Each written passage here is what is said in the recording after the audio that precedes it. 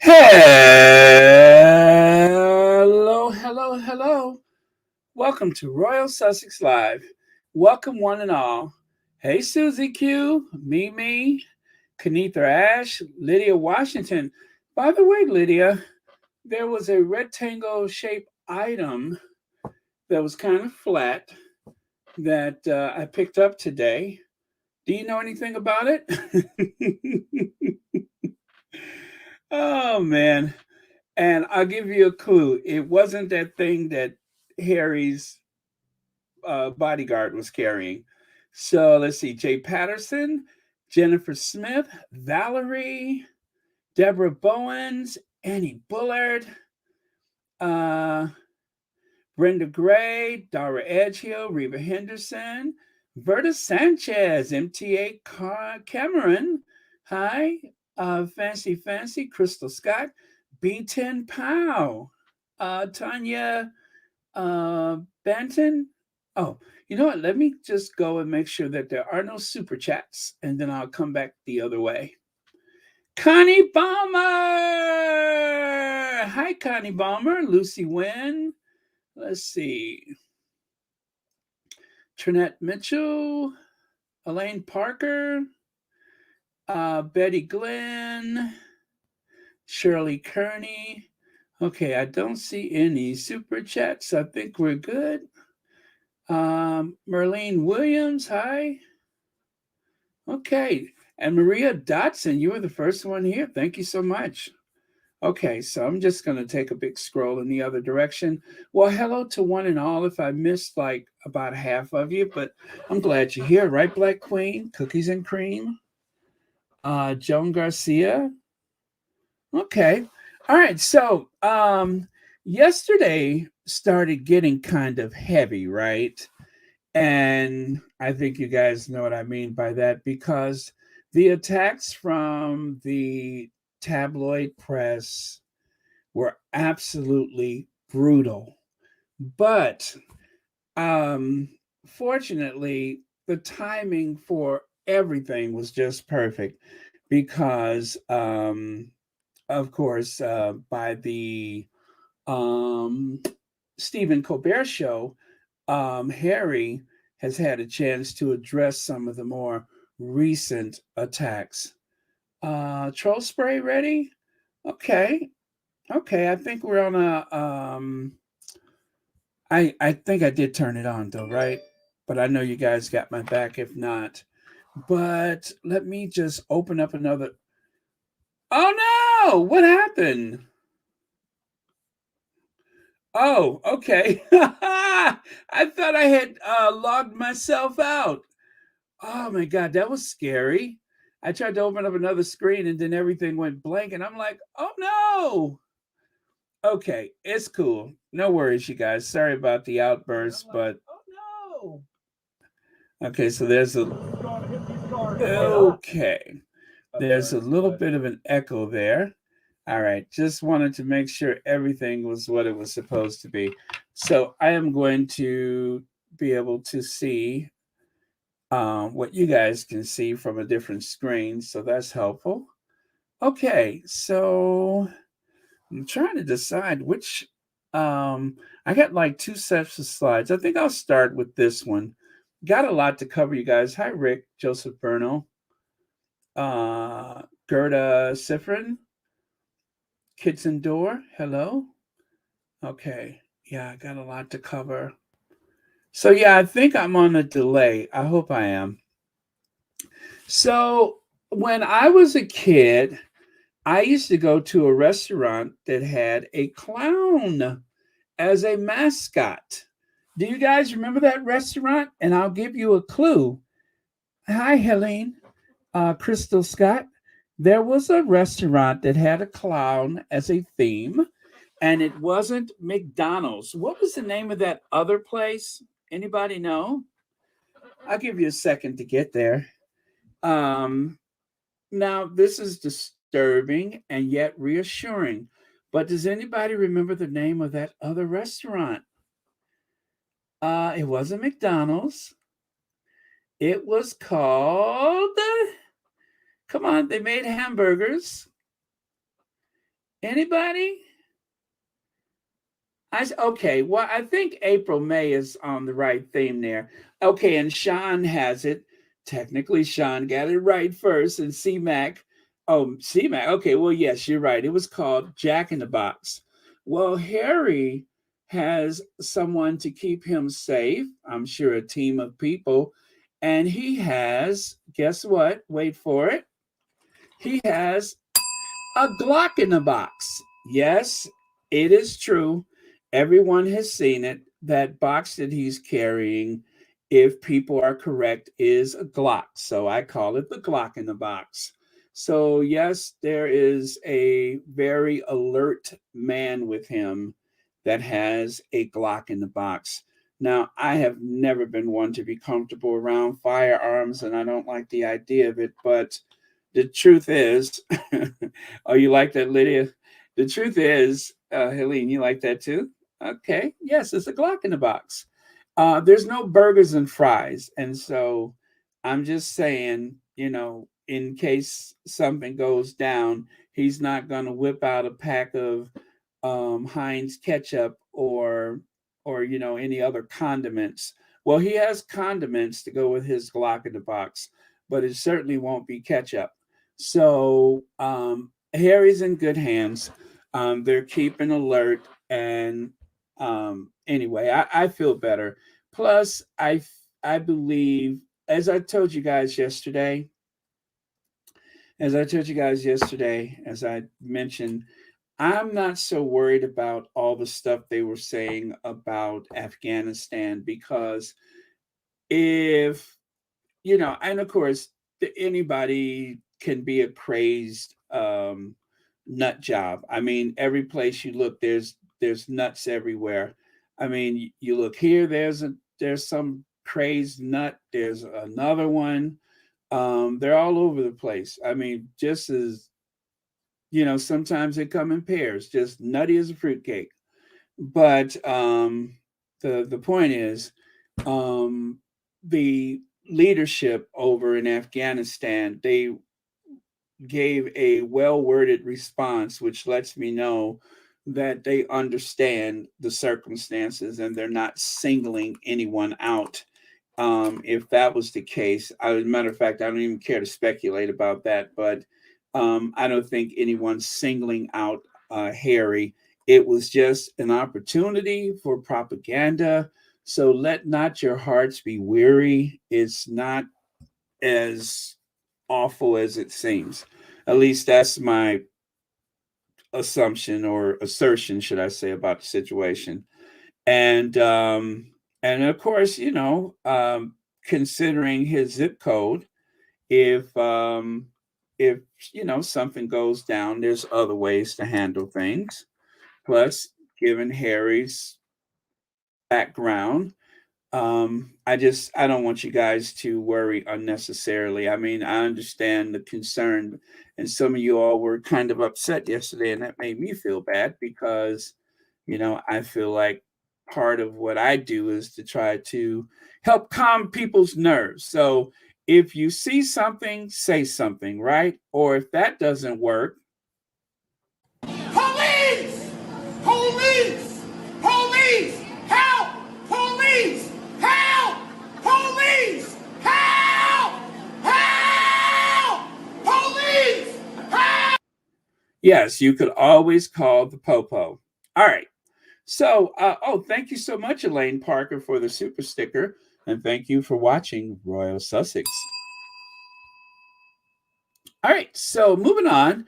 Again, that was heading into the Stephen Colbert show. And as you can see, like the boss he is, Harry is being very well treated by the security personnel. So, again, he's in good hands and everything is going to be just fine. Here in the United States, there's a lot of capable, able bodied people, some of them retired Secret Service that do this kind of work. Now, this is all happening on the exact same day as the deadly Montecito mudslide 5 years ago, where 23 people were killed. Yes, there has been some torrential downpours in Montecito, and it's been hell. Even what's her name stood well. Anyway, to give you an idea of the geography and the terrain, Montecito, I think it means what, little mountains, and there's Santa Barbara County, there's Montecito at the very southeast corner, and further south is Santa Clara, Malibu, there's the greater Los Angeles area, and Long Beach. And of course, all those names you've probably heard before. As you can see, when they say Hollywood and LA and such, they are about, oh, I think the drive without traffic maybe 45 minutes or something like that. But yeah, they are a bit of a ways away from Los Angeles. And you can see, given the way the area looks, that's why so many celebrities choose to live there, is because it's a, I think it's like a valley, and you have the ocean and everything like that. And of course, with all the elevations, you could actually see the ocean. So it's a beautiful place, and it's where a lot of celebrities flock to get away from Los Angeles, but yet to be in the you know, in the thick of it at the same time. So worry not. It's in California. I think it was Archie Bunker who once said it was a land of disasters, earthquakes, floods, landslides, and of course, brush fires. They know how to handle these things. And yes, there has been some loss of life in the past and present, but it is a matter of you know, the timing there. And it is otherwise one of the most idyllic places that you can live anywhere in the world, which is why their economy is larger than most nations. Ginger Lily Barron, I overheard my 9-year old having a conversation with her dad saying people don't like Camilla because of what she did to Diana. I had to chuckle. Well, that Camilla doesn't come across that well, even for the youngest of people, and for us that are older that recall and remember a lot of things. You know, the fact that she nearly walked away from this unscathed uh, before the coronation is a monument to the strategy of Charles to hire a spin doctor to help reform her reputation, and of course the relationships that she has made with people in the tabloid press. But I tell you, it takes a village, but sometimes you need more than a village. You need Moses, you need the Avengers. There's a lot of stuff that you would need to try to straighten that out. But otherwise, it's like putting lipstick on a consort. It really is. It's just like putting lipstick on a consort. Whatever you do is you're still dealing with a consort. So thank you so much for the super chat, and thank you so much for being here, Ginger Lily. I really appreciate it.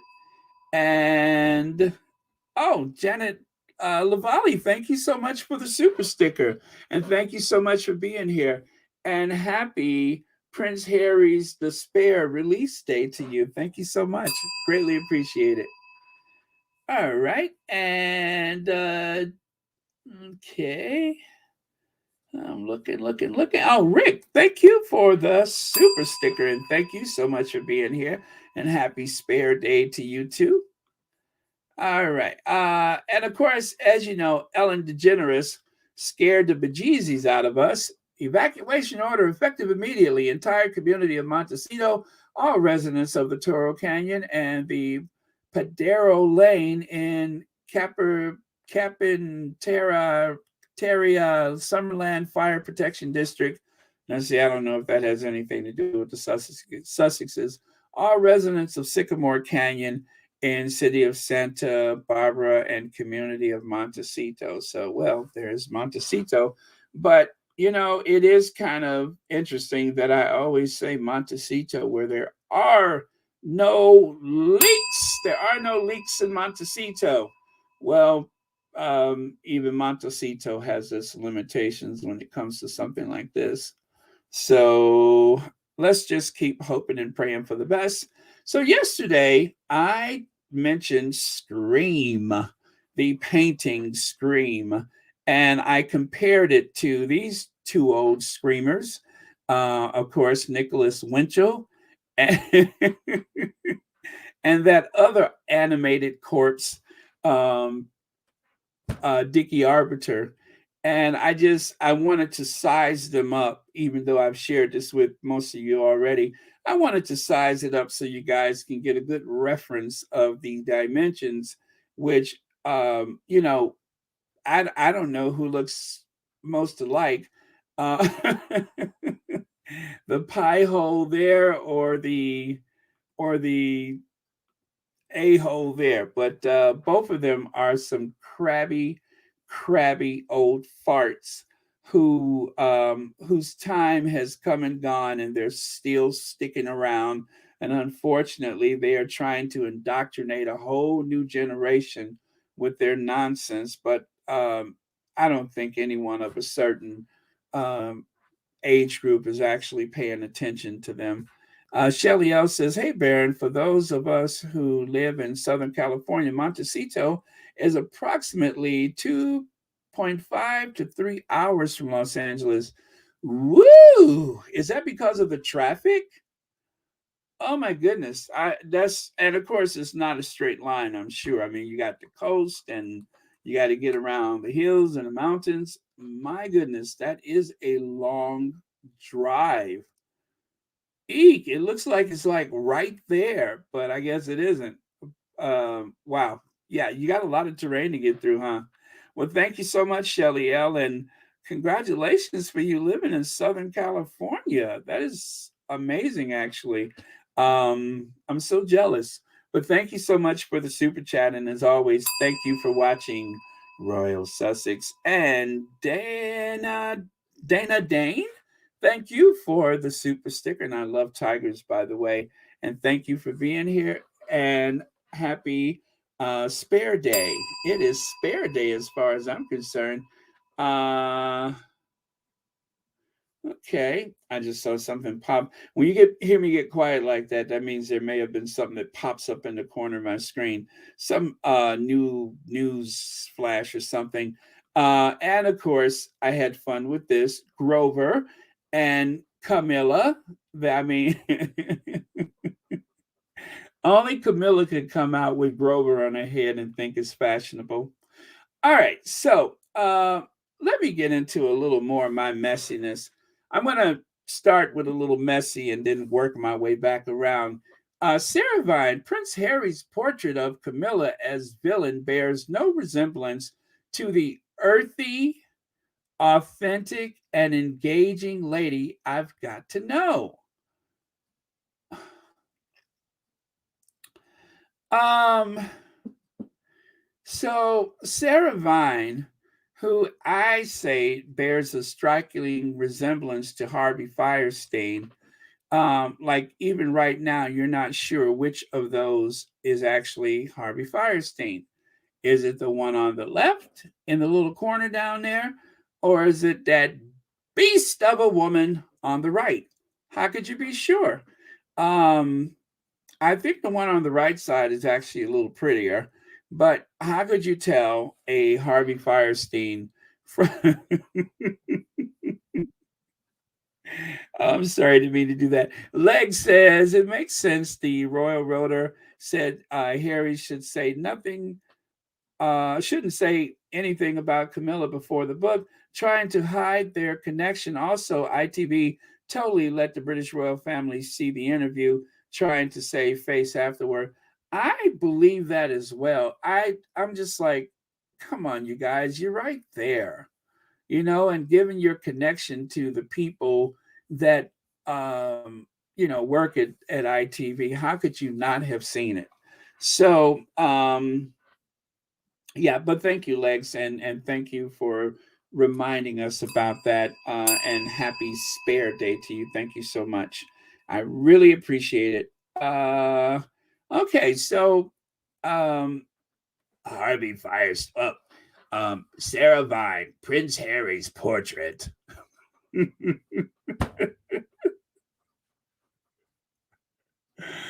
Oh man, it hurts to do that Harvey Firestein voice. But the royal family won't condemn the op-ed about abusing Meghan Markle. Um, if Camilla is friends with these people, to try to portray her, wait a minute, what was those adjectives she used again? Earthy, authentic, and engaging. Well, I will say earthy is correct. I mean, she definitely looks like something that literally crawled up out of the earth. Authentic, well, what you see is sadly what you get. And,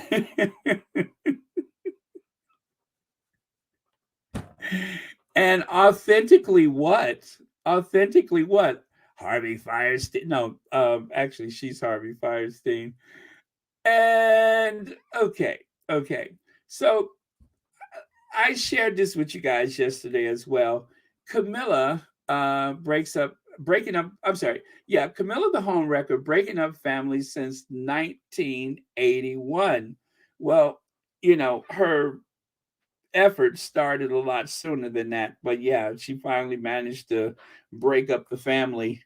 Let's see, Montecito is 90. Really? Oh yeah, so that's at least a 2-hour drive, and I guess with traffic and everything, it's got to be about three. It just looks like it's right there on the map. Shows what I know. Is that 92 as the crow flies, or is that for every twist and turn? Either way, still a nice distance. Camilla exposed as royal racist. Now, this was an article from some time ago. And, I was willing to believe, and I still believe, that Harry was the one who said the thing about the skin color, or skin tone, but still, given the company that Camilla keeps, it's not too much of a stretch.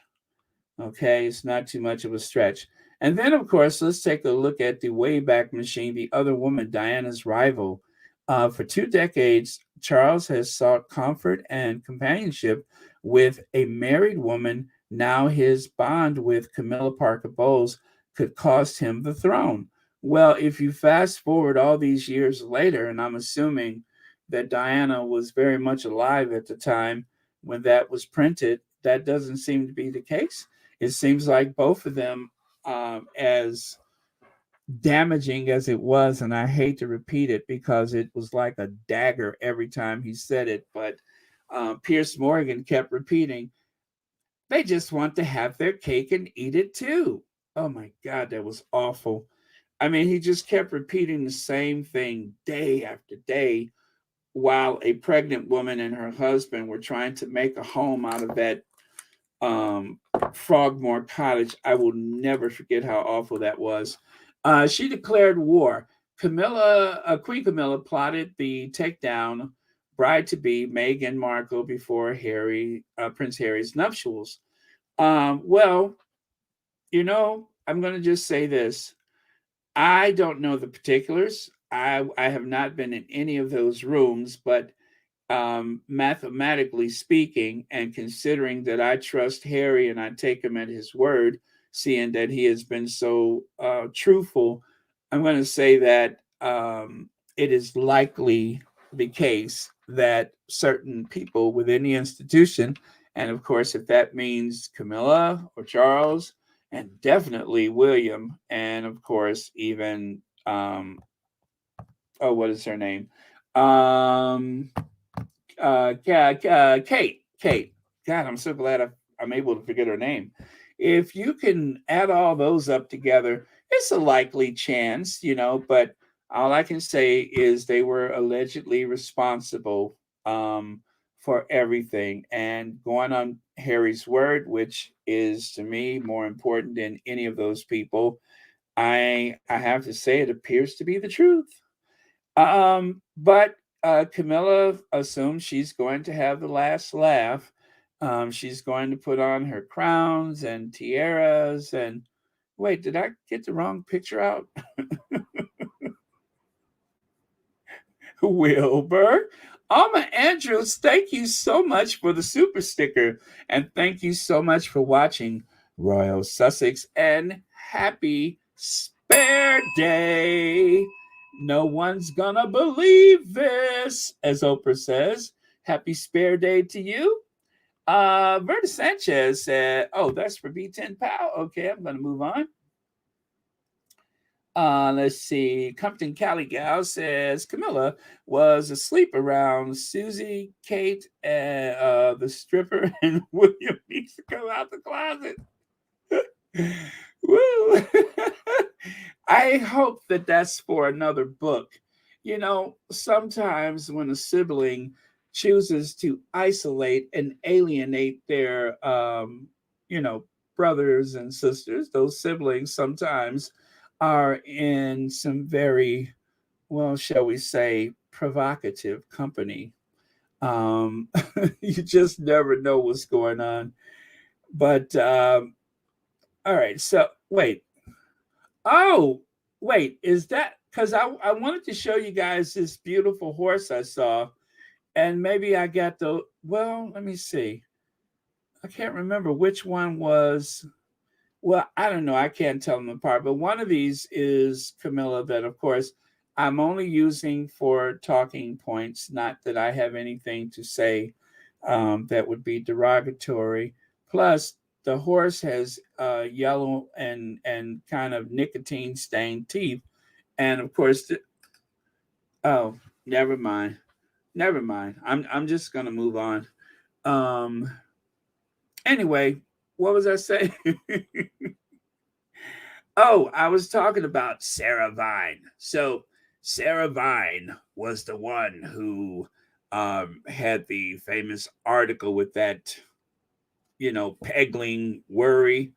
Yeah, so as it says up there, yes, they're joyfully in love. So why do I have this worry about this engagement picture?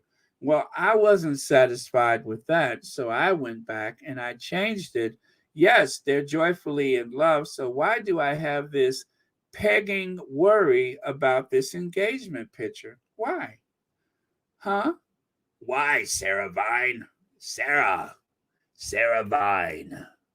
With the only sound on the empty streets are the heavy tread of the heavy feet that belongs to a lonesome cop, I open shop. You guys have heard? Well, Mo Shannon loves for me to sing like Harvey Firestein. When the moon so long has been gazing down on the wayward ways of this wayward town, that a smile becomes a smike, I go to wake.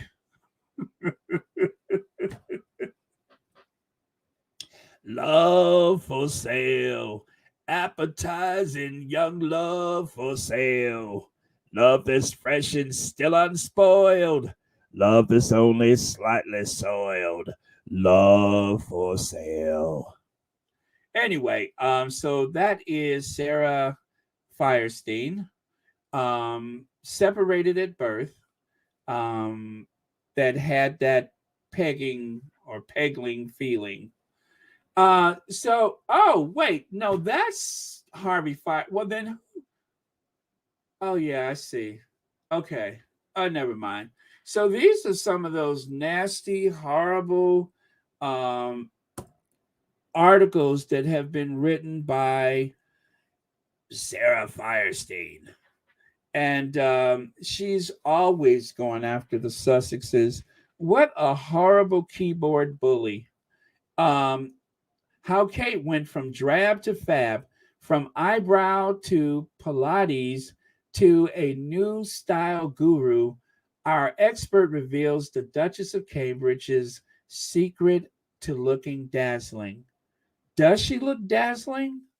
Or is it just, you know, just the dress flying up over the back of her head that is supposed to be interesting? Whereas here she writes, What is that she says? Let me pull that down. Yeah, my memo to Meghan Markle. Oh, wait. To Meghan Markle following her Vogue editorial, we Brits prefer true royalty to fashion royalty. Well, if you feel that strongly about fashion royalty, why are you writing about the Duchess of Cambridge and her alleged style, changes that she's made? She's gone from drab to fab. I have it on pretty good authority that she's still stuck in drab, downright matronly. So, as they say, it takes a village. Sarah Vine, if anyone deserves an anti racism award, is King Charles, not Harry and Meghan. Well, she wrote that back in November because she was having a meltdown about the, what was it, Ripple of Hope? Well, you can see here that even Sarah Vine is capable of, you know, being a changed person, that a glam squad, a village of people, whether it's the local plasterers and teamsters or whoever, those people can come together and help to create a more attractive person. Only on the outside, the inside is still ugly. But the real Sarah Vine versus It Takes a Village. And it did take a village. It probably took a lot of money, a lot of prayers. They probably brought in a shaman or something like that. But oh, Connie Balmer, I'm so sorry. I know it's late. Thank you for staying up so late. Leg says Sarah V needs to stop worrying about other people's marriage and pay attention to her own. Also, not to be superficial, she should find she should find a neck. Yes, it's got to be there somewhere. If matter of fact, if you find her neck, you can find Amelia Earhart. Both of them are somewhere out there. Again, if you can find her neck, you are likely to find Amelia Earhart. You may even find El Dorado, the lost city of gold, or Atlantis, or there's probably a lot of things that are concealed in the folds of that area. Jane Mukandi, thank you so much for the super sticker, and thank you so much for watching. Royal Sussex, happy spare day to you. You caught me at just the messiest time. And of course, there's Harvey on the left and Sarah Vine on the right, separated at birth. Love for sale. Let the poets pipe of love in their childish ways. I've had every type of love. Who's prepared to climb the stairs? Wait, no. Who's prepared to pay the price for a trip to paradise? Love for sale.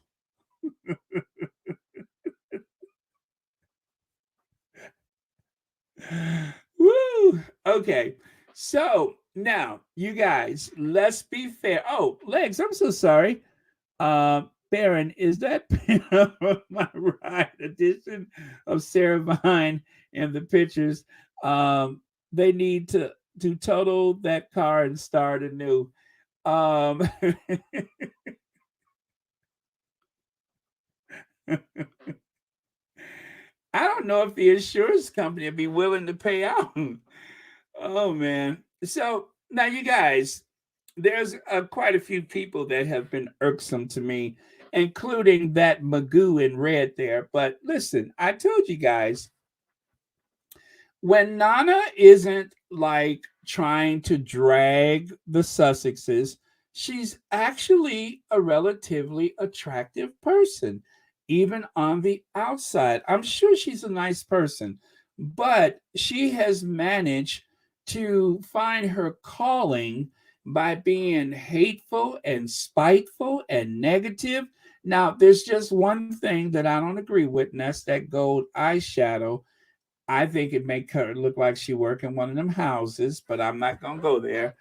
But I like I told you guys, you didn't believe me, but I've seen some rather pleasant photos of her when she wasn't being absolutely shady.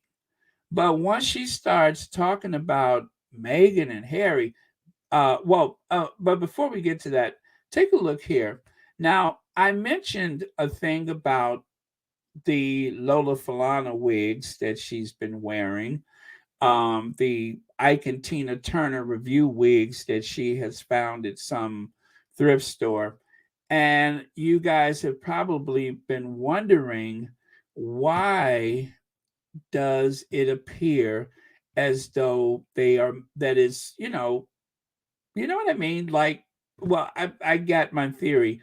I told you guys, if you compare it to a tectonic plate, you see, what causes earthquakes is when a landmass is pushing against the other. Well, one goes up, right?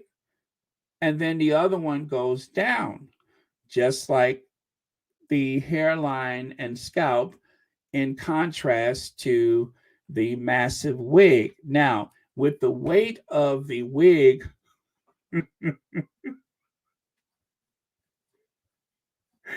with the weight of the hair and wig and the skull cap pushing down on the landmass, one is actually going to slip up under the other. You see what I mean? And then because of the negativity and trying to drag somebody she never met and probably a little jealous of, it causes her lips to kind of get all balled up in her face and her nose scrunches up, and all of a sudden that gold eyeshadow becomes luminescent and everything. It's such a difference when you're pleasant and you're enjoying life and you're not, reading all that nasty negative stuff off the teleprompter. You can be look at that pretty smile in comparison to this. Now, if you notice, especially on the right, she's not wearing that massive wig. And so maybe if that, the weight is not pressing down on her scalp, ergo the weight of the land mass is not pressing down on the lower plate, maybe it leads to a more pleasant demeanor, hence a pretty smile, a lovely face, in comparison to this. That is the Nana that we see night after night. So I would suggest either go natural or wear like a lighter little party hat instead of that big massive Ike and Tina Turner review that she's been wearing. Just a suggestion. I mean, leave it for the Las Vegas stage, not for the news channels. Let's see. Veronica Jade says, Peggy Vine has a, I think you said has a hog head, 5 chins Vine, sloppy Vine. As I said, there was a glam squad that was called in. It was an emergency call to a glam squad. So I don't know how they did it, but the only thing I could say is it takes a village. See, what's messing these people up is the hostility that they have for the Sussexes. That will do you in every time. Leave Meghan and Harry alone, and you too will be pleasant and attractive. But if you keep messing with them, I'm afraid it's Harvey Firestein.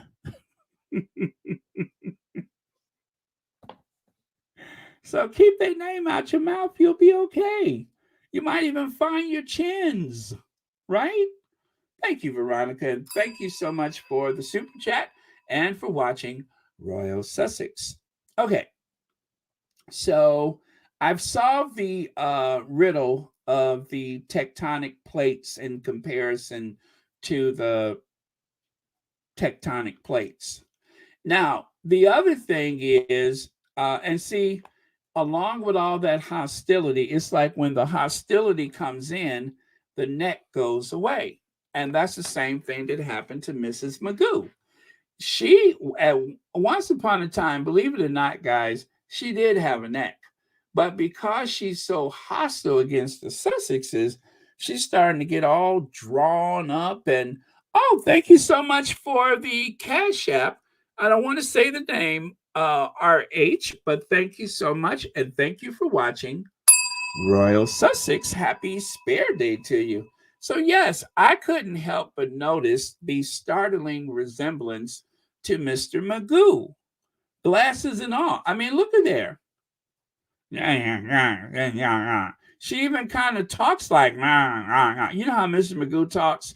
She even talks like that. Hey, I followed Harry around, and you know what, guys? You notice she's not saying much because she's hoping that people will mistake her book for his book. Now, I hate to say this, guys, but the sales of her book is likely to increase because there's going to be some people out there that by mistake reach for the wrong book. Uh, Likely people with glasses just like hers. But Miss Magoo, um, she's not saying that much because she wants to make sure her book sales are going to elevate. So thank you, Reba Henderson. I didn't even know that emoji existed. Uh,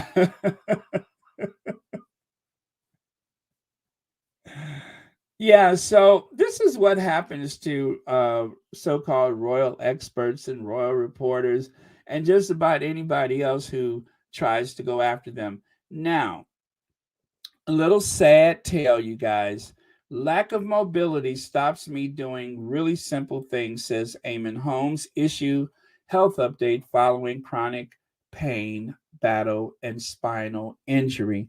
God bless. I'm so sorry to hear that this Sussex antagonist is in dire pain that causes him to holler out in the dead of night from the twisting, aching, agonizing pain in his lumbar number 2 and 3. I'm so sorry to hear that, and I hope he has. Um, he'll be all right. Uh, well, here's another update.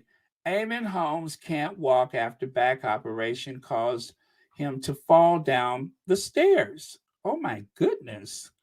Oh no, no now. I wonder if he was trying to get to the mailbox and see if his copy of Spare had arrived.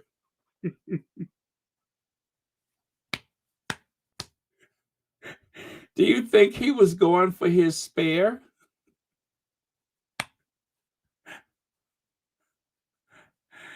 At any rate, um, it may have been a matter of going for his copy of Spare, and spare rhymes with stare, so maybe he decided to take the spare instead of the stairs.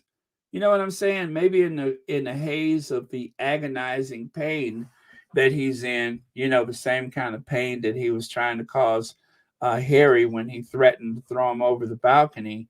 Maybe that haze of pain confused the stare for a spare or the spare for a stare, and next thing you know, he was a crumpled heap at the bottom of the staircase.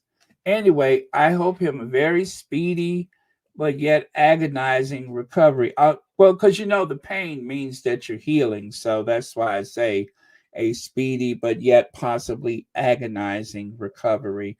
So good luck, Eamon. You're going to need it. Maureen Reed, thank you so much for the super sticker in the depths of my shadiness. And thank you so much for being here tonight and being a member of Royal Sussex. Thank you. So, Eamon, who bears a striking resemblance to Sharon, Amon, Sharon, they bear a striking resemblance. Oh, and there it is, the headline. Throw him over the balcony, Eamon Holmes savages Harry after protecting Queen's remark. Well, fine, but just on the way down, remember, it may be a book or it may not be a book when you take the stair. And so he's in an awful lot of pain. Eamon 62 fractured shoulder from fall downstairs, causing him to undergo another operation just weeks after spinal surgery. Oh my goodness. Well, I don't, you know what, guys? Should I tell him or not? Okay. Amen. If you're listening to Royal Sussex, you do know the book is available on your Kindle, or you could also get the audio version, which sounds absolutely beautiful. And you don't have to run down, or you don't have to go down the steps to get it. Now, Eamon Holmes and race row over calling Meghan Markle uppity. Now, he claims, well, actually, did he even explain that or not?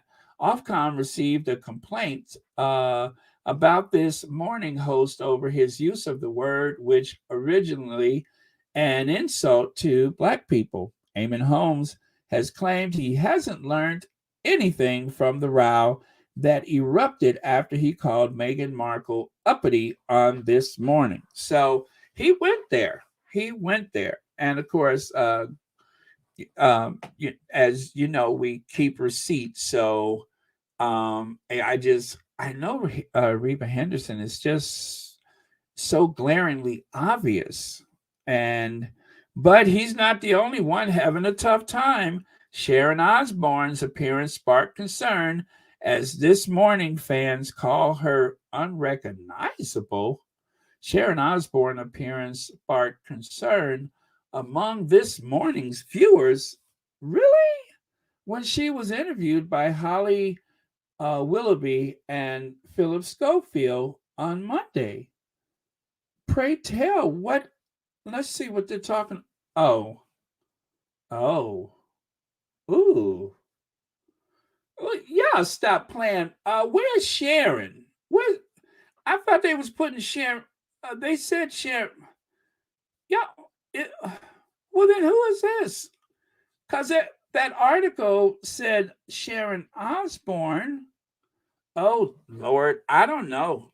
Oh Lord. But anyway, um, yeah, he's only 62, and I don't know how old Sharon is. But Sharon has been very candid about her rather witness protection program changes that she's made. And of course, my favorite look for her is when she morphed into Pippi. Now, when I saw her channel Pippi Longstocking, I was like, okay, now she looks now she looks natural. See, in comparison to the other images of her, the other incarnations of Sharon, I think this one actually looks rather natural. Grandpapa, the berries, Grandpapa. You see what I mean? I could just picture her saying, Grandpapa, the berries. So, you know, why mess with perfection?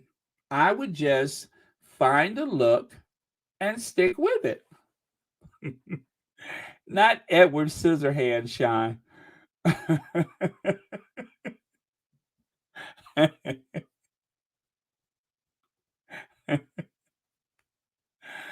Anyway, what was I saying? But you guys remember Sharon lost her job because she thought that someone was about to call her a, you know, something that she didn't think she was, even though she, just like Camilla, seems to hang out with all the right people or wrong people. But she panicked because she thought somebody was about to call her out. And in her panic, her voice started shaking, her new chin stuck out, or her prosthetic, whatever chin that is, but her new or prosthetic chin stuck out. And then, of course, she said, Don't you dare cry. You better not. Don't you dare cry. And you bet not cry. Don't you dare cry. So, um, taking a cue from her with that chin or cheeks or anyway, um, all of those parts that she brought to the conversation that day, um, how could anybody dare say anything to her? I mean, before you know it, not only did she tell her, "Don't you dare cry, you better not cry." Well, before she could even finish saying it, all of a sudden she fired herself. That's the darndest thing is that um, Pierce fired himself, Sharon fired herself. Everybody just fired themselves. The only one who kept her job, believe it or not, was a black lady. Now you would have thought you would have thought she'd be the first to go. No, she kept her job, but Sharon got fired from the job that she fired herself, and then Pierce Morgan he fired himself. I don't understand how not one but two people, two of the most controversial people on the panel would fire themselves, but they did. It defies logic. But the last thing I heard was, "Hey, don't you dare cry. Hey, you better not cry. Don't you dare cry." And next thing you know, she was gone. So I can't explain it. I can't explain it. I'm still trying to sort that one out. All I know is everybody who has gone after Megan seems to fall down one after the other. It's like a country music record. They lose their spouse. I'll get back to her in a second. They lose their spouse. They lose their home. I knew one that the dog died and they needed to have a transplant. I mean, it's some amazing things that happen to those who keep going after the Sussexes. I mean, they are dropping like bowling pins, one after the other, firing themselves, needing surgery and spinal fusions and stuff, but they just can't keep her name out their mouths. What is wrong with these people? So, and then with everything else going on, Judge Judy Scheindlin, was on Good Morning Britain, and they asked her, "What would you do or say if one of your family members had wrote a book like Prince Harry?" Well, if they said not family member, well, one of her grandkids. And all of a sudden, she got so animated. Well, I don't have to tell you how animated she was. Look at her face. Oh, she was rocking back and forth in her seat and pointing her finger and getting what is it to you? Just because you're trying to build up some ratings for your um, you know, new court drama, which really benefits because there's not much else on television, but it's not like she's getting those big numbers in the heyday of broadcast television. She's getting her numbers at the end of it all. And of course, let me tell you the dirt about Bird. Do you guys remember the Black Bailiff Bird? Bird said that when she started the new court drama, that she didn't call him, she didn't say anything. He said, "I know everybody think we were best of friends." He said, "But I've never even been to her house, nor have I ever been invited." So Judge Judy is very kind of, she likes to keep everything very close. So she's trying to pave a way for her, what is it, her granddaughter to take over for her, I think. But that ain't going to fly. Yeah, Mary H., when you lose everything, it's like a country music record. And if you want everything back, you play it backwards. If you play a country music record backwards, they say, what happens? You get your dog back, you get your farm back, you got money in the bank, um, you get your wife back, you get all those things back if you play a country music song backwards. But so yeah, I was surprised to see. I used to kind of like Judge Judy, but I'm very, very disappointed with her. Um, and if I was her, and I'm just saying this, Judy, if you hear me, bangs, okay, bangs. This idea of you not having bangs is frightening. So, Judge Judy, I offer to you long bangs, powder heavy, head down, walk fast, and nobody will notice the difference.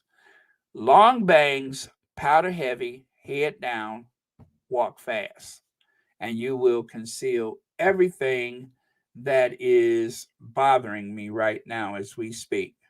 Long bangs, powder heavy, head down, walk fast. Okay, so moving on, let's get over here to some positive stuff. I'm so tired of those people. I'm just sick of them. Do you hear me? Sick! I'm sick of them. So, Prince Harry. Oh, wait a minute. Where do I have that? It's this one I'm after. There you go. The Duke of Sussex, Prince Harry's, his book is officially the fastest. Uh-oh, is the fastest selling book. Or what is the criteria? Let me see. Harry Spare became the UK's fastest best-selling nonfiction book ever. In other words, a biography. Yes, the fastest selling nonfiction book ever. So, cheers to Prince Harry, who is speaking his truth bravely, I might add, speaking his truth. Prince Harry's book Spare is the fastest selling nonfiction book ever, according to Sky News. And let me see, I forgot which source that was. And over here, again, Sky News, one of the first customers who queued up to get her hands on the, oh God, there's the word, explosive memoir, Spare, said that she was excited to hear from Prince Harry in his words. Well, aren't we all? And then, of course, there is a pile of books of Prince Harry's. They are selling like hotcakes. And then, if that's not enough, you guys, how about Prince Harry gracing the cover of People magazine? Can you stand it? Prince Harry on the cover of People magazine. I'm like, my goodness. And looking mighty handsome, isn't he? He looks amazing. He looks blessed. He's fit and blessed. As a matter of fact, you guys, Stephen Colbert is on in 2 hours and 21 minutes. You have a chance to see Stephen Colbert. And he, of course, is going to feature Prince Harry today. And there is Prince Harry. I actually cropped it so you can get a nice close up of that amazing mug of his, looking absolutely delicious. Prince Harry, fit and ready to battle the tabloid news and the institution. Uh oh. And of course, that is the actual cover photo. My story, my words. The good, the bad, and everything in between. Now, I do have the hardcover book, but I'm also listening to it on audio. And I tell you what, Prince Harry's ability to do voiceover work is incredible. I mean, maybe I'm a bit biased, but I think his voice is beautiful. I'm like, Harry, I mean, it doesn't sound so erudite that you kind of get like, oh, that mid-Atlantic inflection that they use a lot of times. No, it's just beautiful tones, the perfect amount of pausing and everything. I loved it. So if you guys have the audiobook, and you know what? I had trouble downloading that today, and I'm probably only like an hour or an hour and a half in, so I have a long way to go. And even parts that I've kind of missed, I had to put it back. But you guys, the thing is, I don't plan to do a word for word or situation by situation. My suggestion is get your own book, and maybe in a week we'll talk about some of the finer points of it. But I don't want to spoil it for you because those leaks were grating on my nerves, and I'd kind of like to have things in order, chapter and verse, the way it was meant to be, instead of bits and pieces here and there. It's almost unavoidable. I understand, but I think in about a week I'll be ready to talk about it, and we don't have to talk a lot, but um, I'll give you a chance to go over some of the finer points. But yeah, all the leaks and stuff like that, and the word for word, he said this, he said that. That is how that thing about Afghanistan was taken out of context, and that just, oh, that was a gut punch right there. And I'm not going to do that. If it's something that is, you know, a big controversy of the day, fine. But to give you the all the details and stuff like that, you're better off trying to get through it yourself. Again, the audio is outstanding, and well, anyway, the book has been praised for the writing, and Harry's truth is such a wonderful, like, I guess, a wonderful way to view the workings of the inside.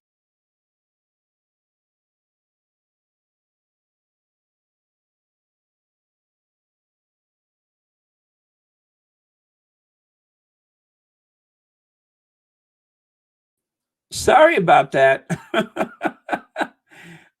Sorry, I accidentally like slid the channel of the screen, and oh gosh. Anyway, fortunately, I know how to recover quickly from these things, and that means I got to bring my slides back up. But there we are. I wasn't too far removed. Sorry, sorry, sorry.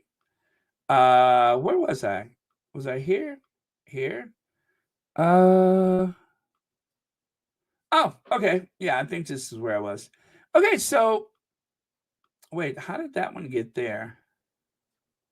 Huh. Anyway, no matter. No, let me see here. I actually did that myself. The screen, the touchpad, it can be a bit sensitive, and I slid my hand across the touchpad, and it made it disappear like that.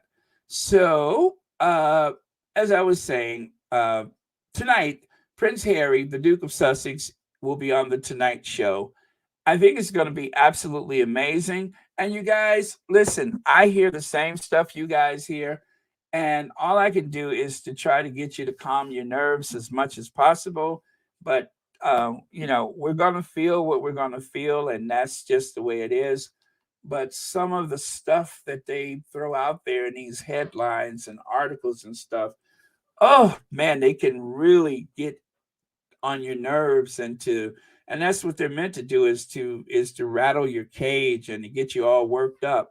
And so it's kind of difficult, but we have to try to do the best we can to uh, push that stuff to the side. What I recommend is, as soon as possible, try to go to a Sussex friendly safe space. That's my suggestion. I don't care whose channel it is, go to a safe space, or, try not to engage people on social media and such, because it's only going to wreck your nerves.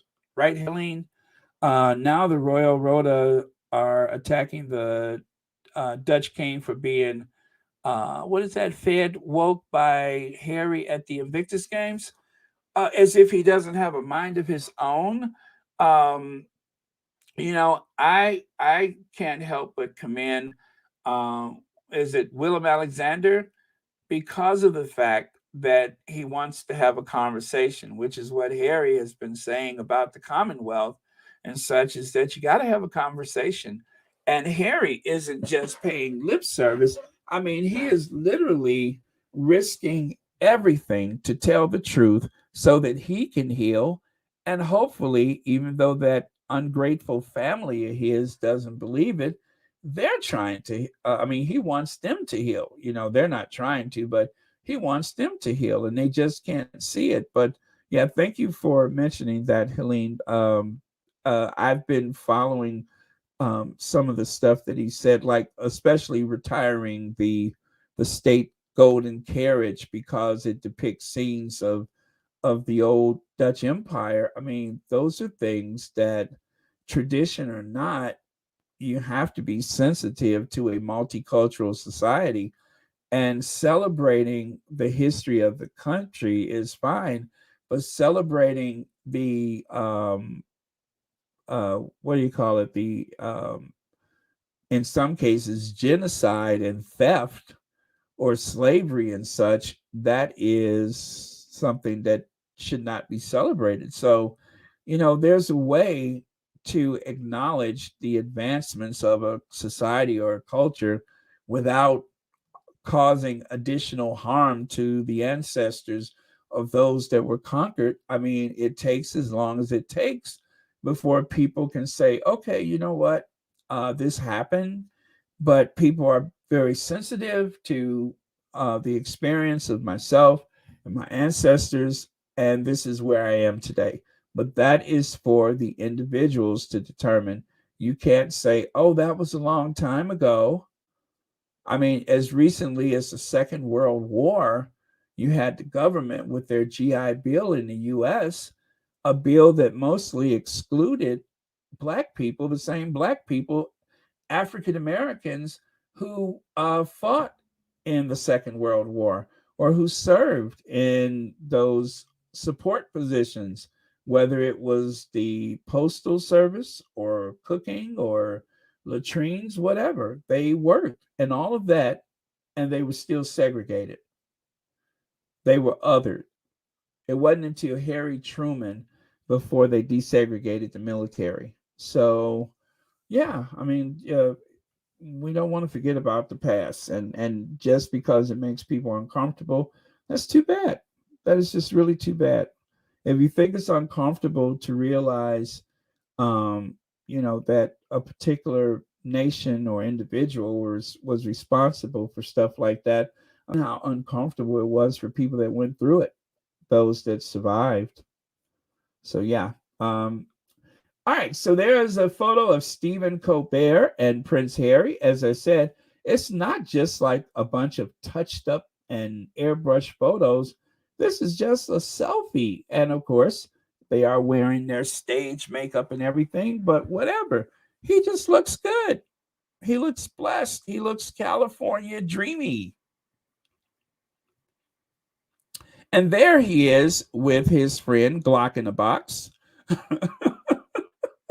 Royal fans rushed to buy Harry's book as searches skyrocket 226% after explosive new comment. Glock in the box. I think I shared this one already. This guy right here, I want to share a sound bite from him. Now, you guys, Susie Q, this is a little emotional, but I'm going to share it with you anyway. Susie Q. Where are you, Susie Q? Trigger warning. Susie Q, it has such a sweet disposition. I almost hate to do this because sometimes it makes her a bit emotional, but we got to do this, okay? Are you ready? All right. Okay, I'm going to do a virtual hand holding with you. So here we go. I've just finished reading Prince Harry's book, Spare, and I am shaken. I'm so sorry, Harry, that you went through what you did.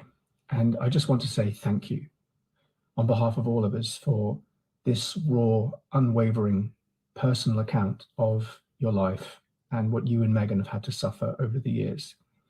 I didn't realize how hard his life had been.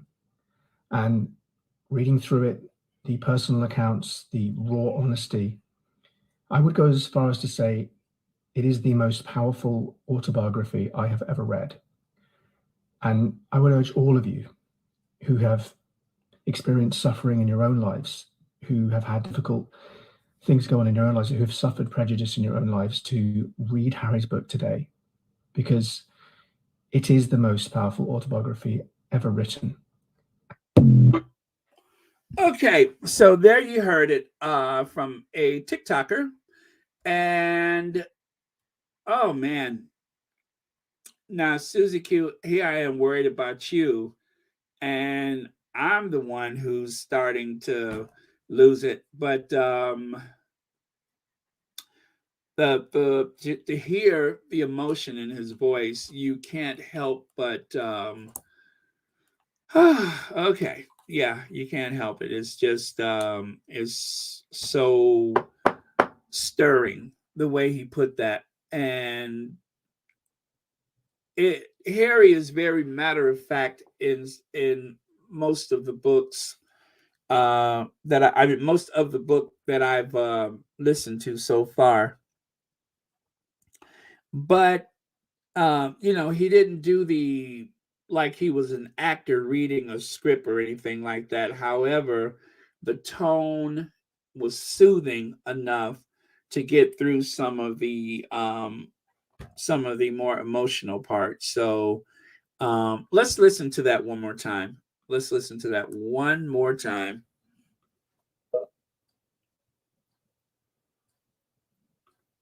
I've just finished reading Prince Harry's book, Spare, and I am shaken. I'm so sorry, Harry, that you went through what you did. And I just want to say thank you, on behalf of all of us, for this raw, unwavering personal account of your life and what you and Meghan have had to suffer over the years. I didn't realize how hard his life had been. And reading through it, the personal accounts, the raw honesty, I would go as far as to say it is the most powerful autobiography I have ever read. And I would urge all of you who have experienced suffering in your own lives, who have had difficult things go on in your own lives, who have suffered prejudice in your own lives, to read Harry's book today, because it is the most powerful autobiography ever written.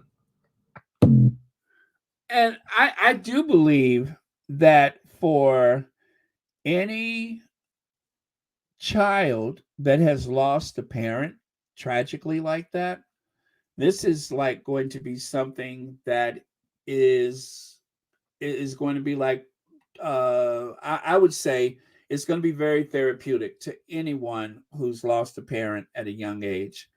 And the raw honesty of it and the sheer details of it, the words paint the picture. I mean, it's like you hear the grandeur that he lives in, but you can tell that he's not fazed by it. He sees it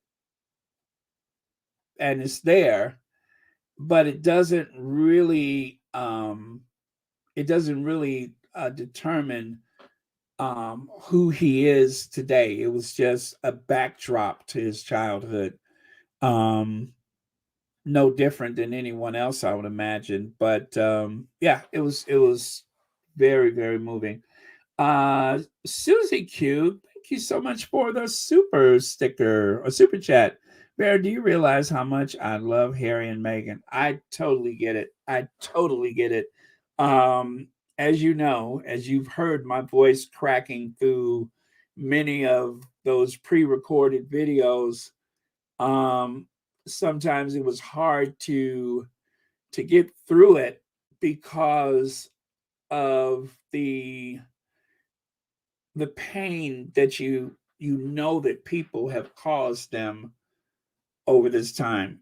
Harry as a child went through so much of this, and even though we haven't had an account from Meghan that has been as detailed, I have a feeling that when she writes her book that we may get a chance to learn a bit about her father's side of family and some of the things that she and her mother has gone through.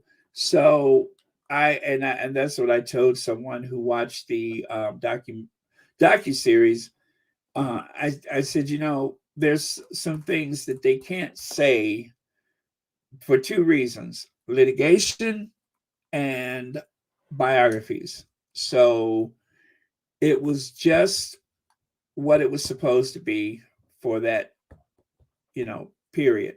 But I think it's all going to be a part of a greater collection of material, books, video, and of course, the charities and such they support. It's all going to be part of an ongoing dialogue about self-help, self-care, mental health and fitness, and so on. And of course, there is going to be the elements of racism and race relations and tolerance, and as Harry loves to say, unconscious bias. And so that's been a one that people are kind of choking on, because I can hear some people like, yeah, but racism is racism. So I think that is going to be something will possibly will possibly be a bridge to people who do not see themselves as racist. But the unconscious bias, I think that's a way of opening that door, for anybody who, has been biased toward another group or individual, and they just can't see it or don't believe it. I think that's a way to help get a better understanding. You may not ever get them there, and they may not ever recognize themselves, but um, Harry's doing a lot of good in this world.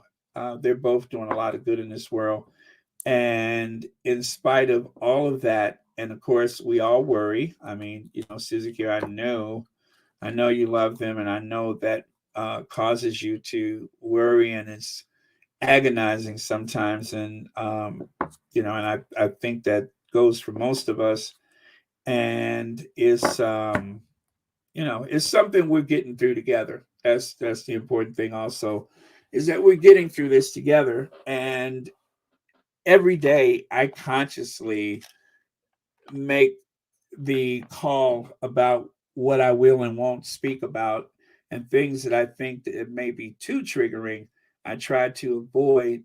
And so, not everything is like just put it out there.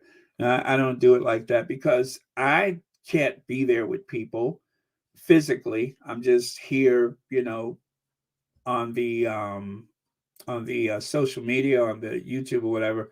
So I don't want to cause any harm to anybody. So it's just something to think about. So thank you so much, Susie Q, and thank you for the super chat, and always for your support, including your membership, which is still barking at just $4.99. And yeah, thank you, and happy Spare Day. Let me see here. Sister says, "Hi, Baron and Squatties. I brought into the world, and in case something happens to William, I was summoned to provide backup, distraction, diversion, and if necessary, a spare part." Yes, I got to that part. That's what he said. I was brought into this world in case something happened to William.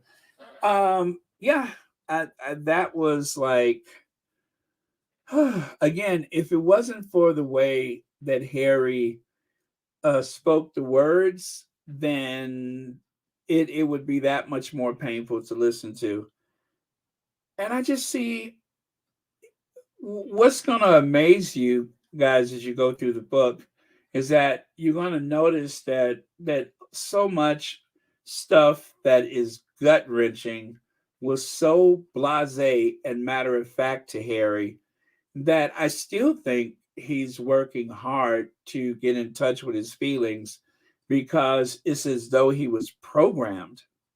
It was like a program. It was like he told Oprah, when Oprah said, "Well, what if you don't want to go?" And Harry said, "Well, you don't think about it. The car's out front, your clothes are laid out, and you just go."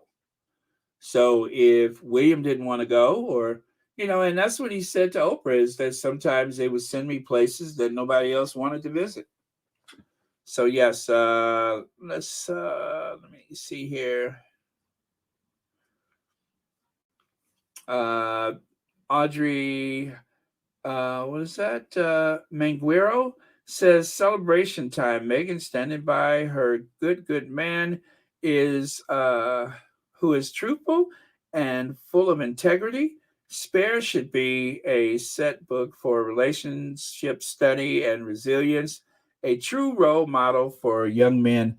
I believe it will be. I believe that they will recommend it as reading in some classrooms here and there, because it's like you have it there and then you can like come back and report on it or talk about it or whatever. It's good reading. It really is. It's not just a laundry list of grievances like the tabloids want people to believe it, or how they portray it, but it's actually some really good reading. So um, yeah, I urge everyone to just get the book and try to avoid diving into the details until you get the book.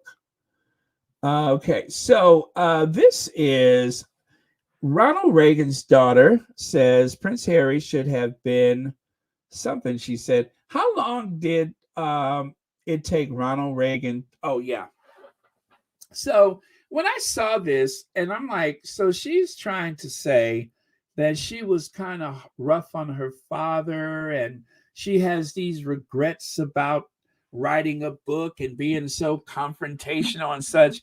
But then I Googled something, because the very dear Ronald Reagan that this whole image of Reagan as being this savior of the Western world, I think it's a bunch of hooey. Now, there was a pandemic that happened in the 1980s, and how long did it take Ronald Reagan to say AIDS? The silence of Nancy Reagan and President Ronald Reagan on HIV/AIDS lasted for several years. I remember this real time. It lasted for several years. While tens of thousands of people were infected and even so many people died, they would not say the words. With the president waiting until 1985 to directly address the issue while answering a reporter's question, it wasn't even that he made a statement. He was just answering a reporter's question. It wasn't anything formal. It wasn't like interrupting the news to say that, we're going to pour some resources into this. He just wouldn't say it. He wouldn't say it. And so this, among other things, like scaring the hell out of people that there's going to be like a war with the Soviet Union that nobody could win. I mean, there were people who suffered so much anxiety because of the, um, chest beating and such, and this idea that, oh, he's the one who ended the communism for the Soviet. He destroyed the Soviet Union and freed Eastern Europe. Right, right. Yeah, he alone did that by pretending like he was going to destroy the world. Come on, you guys. Uh, it would be 2 more years until he made his first major address on the health issue in 1987. That's the Ronald Reagan I remember. So, you know what, girl? Save it. Save it, save it, save it. Ladarius Martin says, Baron, the British media is facing a conundrum. I bet you didn't think I could say that word.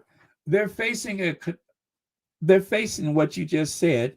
They have tried to tarnish the Sussex's name and shape opinion, but those first day sales, though, yeah, of course, the first day sales says otherwise.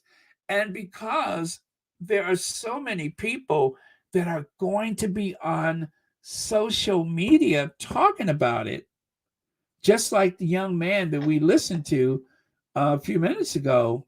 Well, that's going to push the sales through the roof, whatever they say, especially when you have some very credible people saying, not only is it interesting to hear this stuff, but the book is a great read. I mean, it's so poetic, and yet it is poetic in its simplicity. Thank you so much, Ladarius, and thank you so much for watching Royal Sussex and throwing that conundrum at me.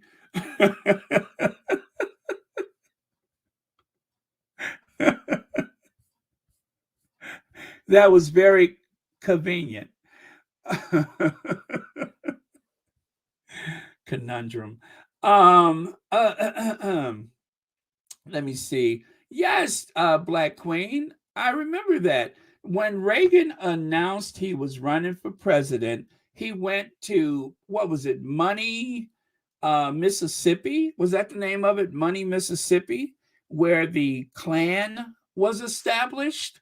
Talk about a dog whistle. The only thing that has ever been as stupid as that is when someone tried to go to the same place where Juneteenth um, happened. So, and then of course, and when they took office, they were both okay. Reagan was the first divorced president, and Trump was only the second president in history who had ever been divorced. I remember what a scandal that was. Both entertainers, both of them were the oldest going into office, as I said.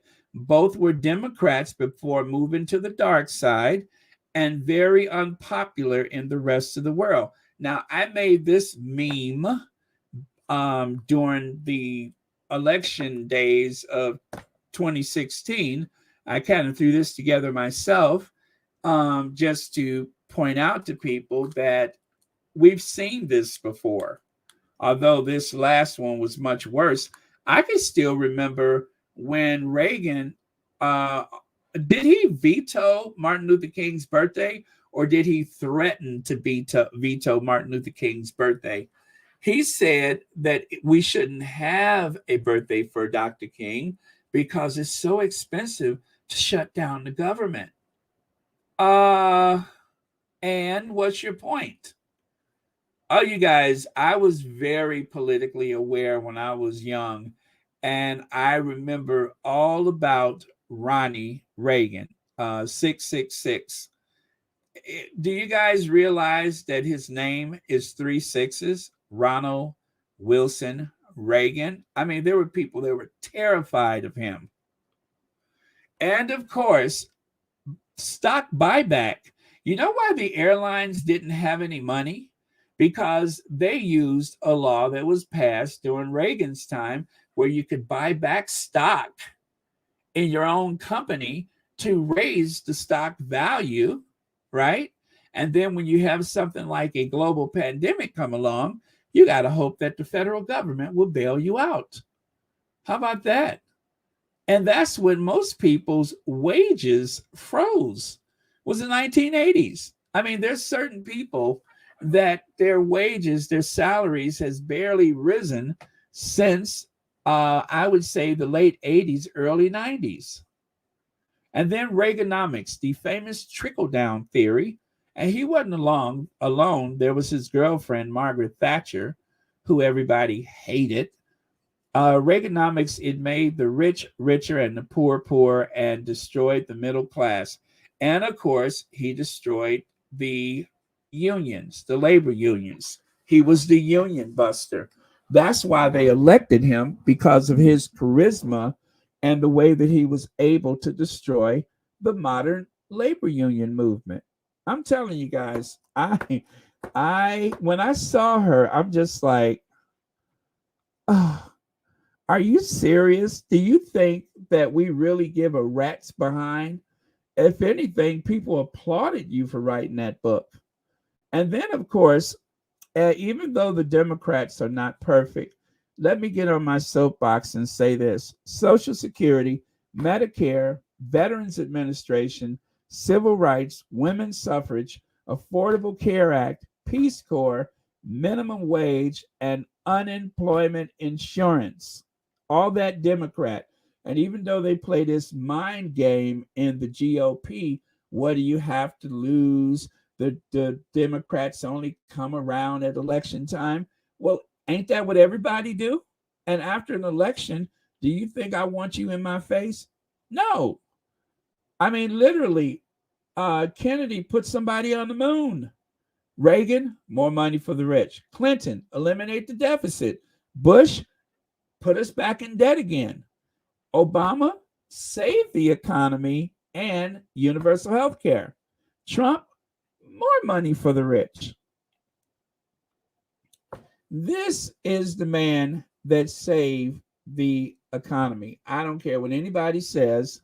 And the only thing that really makes me angry with Obama is the fact that he has allowed that Donald Trump to steal his legacy. 8 years of change under President Obama. You can see right there, the Dow was at all-time high, unemployment all-time low, uninsured adults all-time low. American cars sold 17.5 million units. Deficit of the GDP, consumer confidence, up. Don't let Trump take credit for how Obama fixed the U.S. economy. Democrats always do better. There's even a video where Trump says, for whatever reason, the Democrats are always better for the economy. And look at that. Obama, the all-time high, even though people were buying stuff online, the all-time high for purchasing goods from brick and mortar stores. There were, I believe it was over 702 million shops or whatever that means. But yes, that was the number, 702 million brick and mortar total investment in major physical capital by president. He was at the all-time, oh, that's the amount. He was at the all-time high. And then Trump inherited, you see those two red bars on the right side? You see those? That's Trump's contribution to the economy. And what is his contribution? Is actually Obama's. The red that you see is where Bush took us. The blue is where Obama ended. Okay? And then as for unemployment for African Americans, it was already trending down when Obama got there. It was already trending down. So this, I was so furious about this, and I was angry with Obama that he wasn't more vocal about it. I don't care how tawdry it looks. Don't let that man steal your thunder. Look at that. 144,000 private sector jobs were added in December of 2016. Look at that. That's Obama's work. So, and then of course, don't even get me on the first ladies. Princeton University, Harvard Law School, lawyer, or high school graduate model. And who did they call classy? The high school graduate, the one who lied about having completed university. Or how about this? Wellesley, Yale, Princeton, Harvard. Dropped out of college in the first year and then lied about it and pretended she graduated. And I had to cover up that one photo. Attorney. Let me see. I believe Laura Bush had a doctorate or a master's in librarianship, whatever. Attorney, Michelle Obama. Or how about Dr. Jill Biden, PhD of education? And then, of course, the high school dropout. And this made me very angry. Contrary to reports, no pension for Obama's mother-in-law. This is one of those lies, just like they pull with Doria, where they try to make it seem as though Doria was trying to cash in on the royal family when the truth is Doria didn't want to be anywhere near them.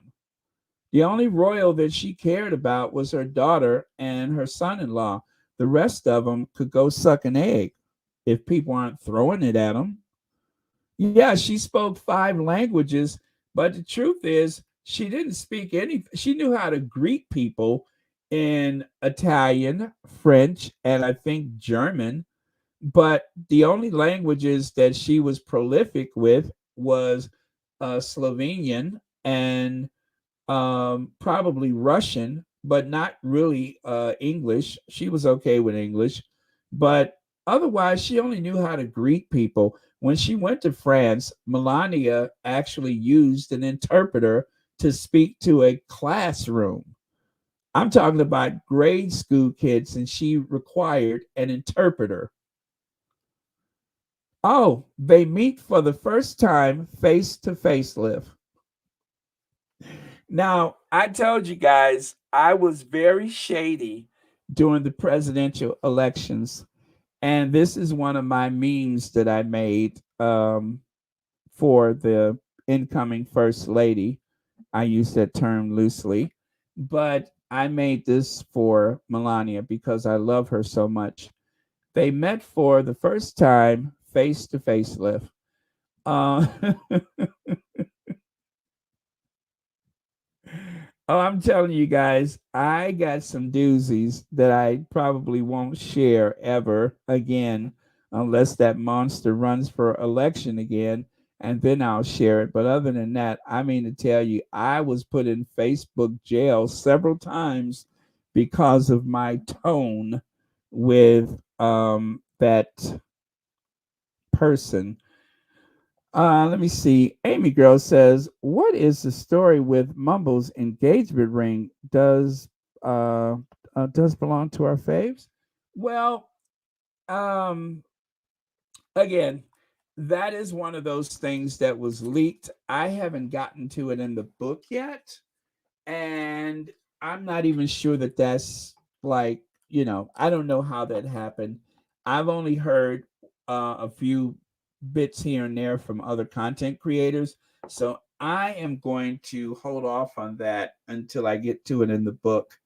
But you guys, if you want to respond in the comments, that's fine. But I'm going to hold off until I get to it in the book because I really want to hear it in Harry's words. But thank you so much for your comment, Amy Girl. And thank you so much for watching Royal Sussex and for being a member of Royal Sussex. So, anyway, you guys, to sum things up, Spare is where we are right now. And if you guys could hold out for about an hour or so, about an hour and 12 minutes, well, no, longer than that, but hour and 44 minutes, I think, 40, whatever. But anyway, you will see our Prince Harry on the Stephen Colbert show. Spare is surprisingly well written despite the drama around it. And also over here is you can see people. The guy is literally looking at his watch before he tears open the binding to let people grab those books. So even though they have tried to downplay, no, Mo Shannon, I was tempted, but I don't think I'm going to share that meme. It is, even for me, that's a bit gruff. I'll think about it. I'll just say that. I'll think about it. But it is funny though. And I know I know it's one of your favorites, but I would rather people in the Sussex squad have um a a certain image of me that is pure and wholesome. So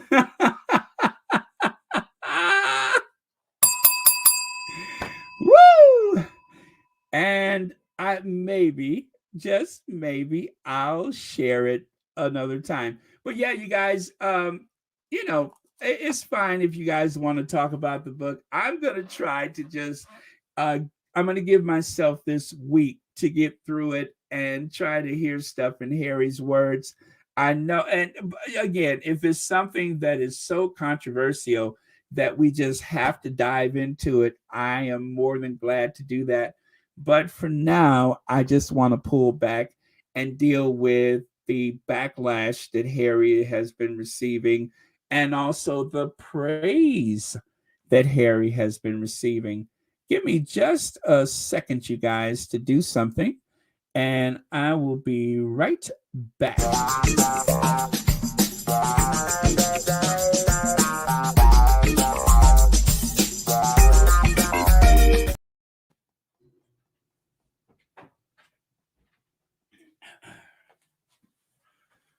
Okay, I'm back.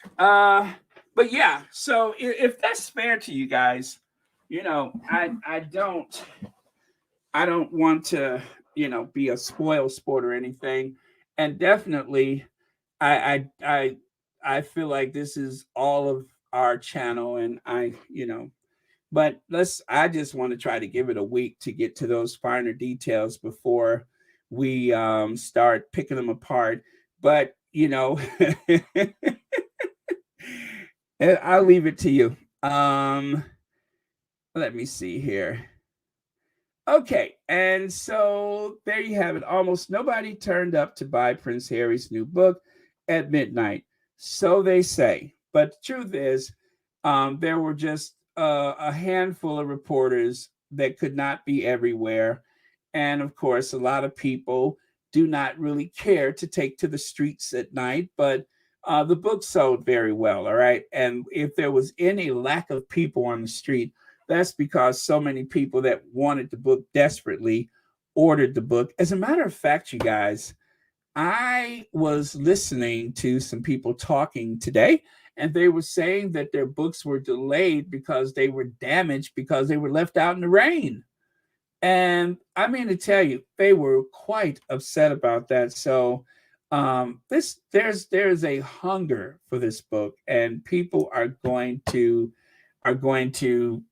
the book is selling extremely, extremely well, better than anybody could have even imagined. And it's going to continue to do that for a while. Let's see. Andrea Allen says, I am on page 32, but Harry's live interviews are inspirational. Yeah, I mean, he inspires me. He inspires me. I love his humanity.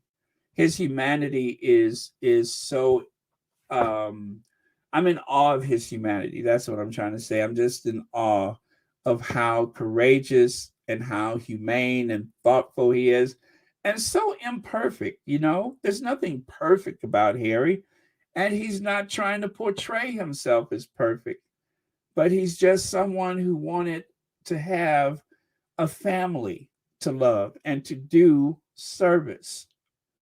And whatever he doesn't get right, he'll try to fix it. He wants to make it right.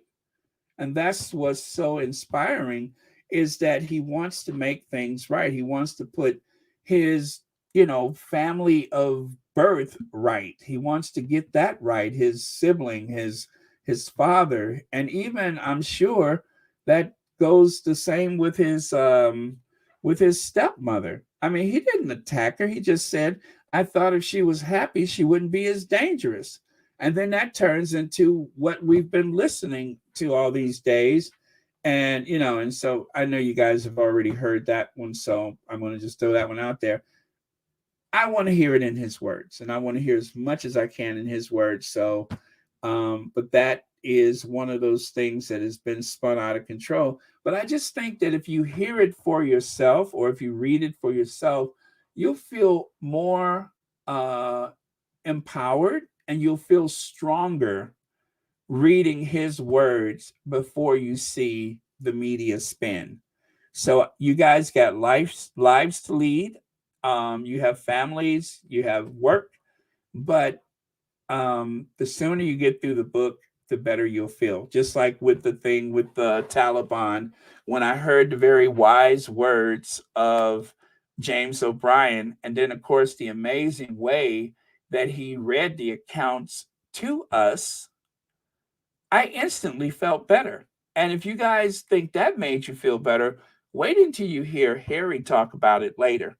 Now, I didn't want to play it because I didn't want to spoil it for you, but Stephen Colbert, if you can't catch it tonight, it is going to be streamed in the early hours of the morning, and you'll be able to catch it then. But if you hear his words, it will soothe and calm you. You won't feel as afraid for him. Okay, hearing things from him directly as opposed to the media is actually the best way to take it in, because then you're not so afraid, because the media spin is designed to discourage and demoralize, whereas Harry's words are to inform and uplift. And that's the difference. And I think, as I said, his humanity is what comes across, and that is what's going to save the day for him, is that he has this incredible humanity. So yeah, that is my belief. And as they say, recollections may vary, but they also say 1992 is a year that I should look back upon with undiluted pleasure. It was a horrible anus. Philip? Philip? So, oh man. Okay. You guys, let me see. Was I let me see where I am. I think I was just about at that point. Oh, tale as old as time. You know what? I don't know the words to Beauty and the Beast. Let me see, so I can give it the proper respect that it deserves.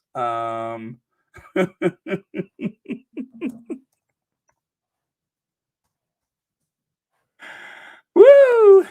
Well, anyway, I decided to lift that logo and add it to this photo because I thought it quite befitting. It encapsulates. Oh yeah, tell as old as time, true as it can be. Barely even friends, and somebody bends unexpectedly.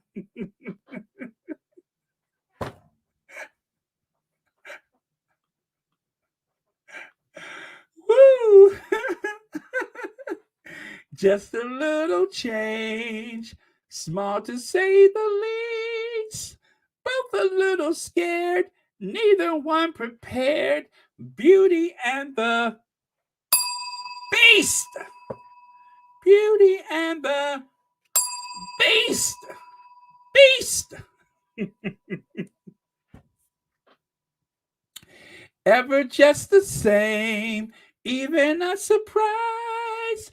Ever as before, and ever just as sure as the sun will rise. Beauty and the Beast!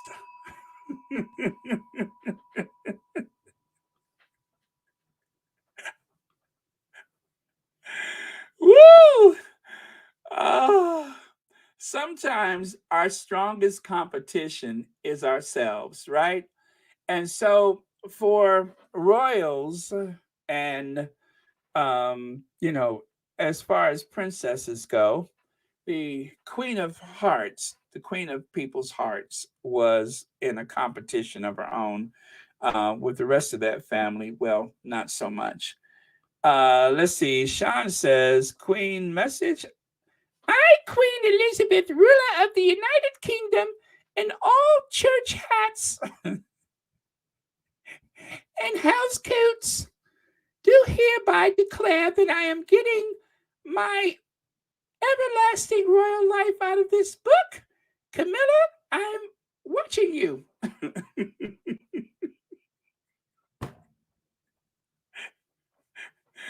Woo! Thank you for that, Sean. And thank you for the super chat. Oh man. So yeah, I wanted to make sure that I ended on a positive note. I'm just kidding. I wanted to end on a messy note. So that was it. Was my rendition of Beauty and the Beast. Um the home wrecker of the century, of the last century and beyond, Camilla Barker Bowles. Well, Camilla, you had just about made it to the coronation, by pretending to be this maternal figure, when the truth is, you are going to get the side eye that day. And not just because of Harry, but because people remember, like they say, Petridge Farm remembers. Well, Petridge Farm remembers, and I didn't forget either. And there's a lot of people who didn't forget. So, let's that Olivia Harris says, oh, wait, I'm sorry, that moved. Olivia Harris says, no spoilers. I get my book on Thursday and we'll be reading it nonstop on Friday. Bad copycat. What is that? Copycat. I'll ill-fitted dress. Yes. Bad copycat, ill-fitted dress. Messy. Yeah, it is kind of, it's like somebody just threw some fabric at her, isn't it? Now, of course, the People's Princess, she usually had a lot of boning, and it was a couture event for her. But for the other one, for Farrah Fawcett Minor, not so much. Yeah, that's Farrah Fawcett Major's long lost ancestor. Farrah Fawcett had some ancestors back in Europe, right? And the family splintered hundreds of years ago. So Farrah Fawcett Majors, remember she used to use that last name Majors. Her branch of the family ended up in America. And then Farrah Fawcett Minors, well, their family stayed behind in the old country, and that is where Camilla's branch of the family. Otherwise, they have that signature hair. So there was Farrah Fawcett Major, and then of course Farrah Fawcett Minor. So what you're gonna do? Farrah Fawcett Major and Farrah Fawcett Minor, and Camilla comes from the minor branch of the family. And that, minor could mean in less than, or literally, I mean, look at her. She's built like a coal miner. It could mean a coal mine miner, or it could mean smaller and less than minor. I don't know what I'm talking about at this point, so I should probably go.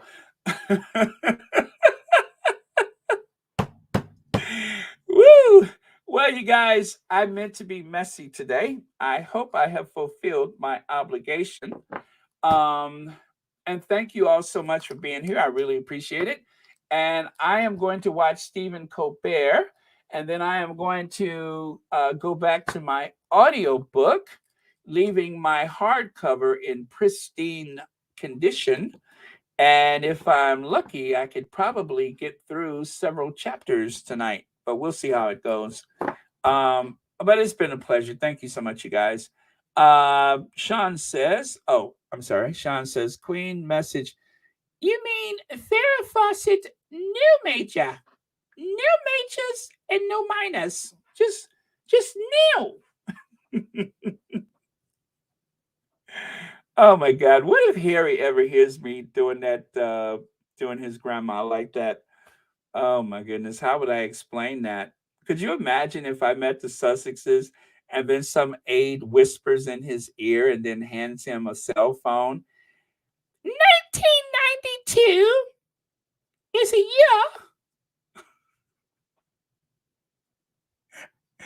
That is my big fear, is that Harry will be in a situation where I'm literally there in the room and some aide will hand him a phone, and I'll probably hear it and try to tip out of there.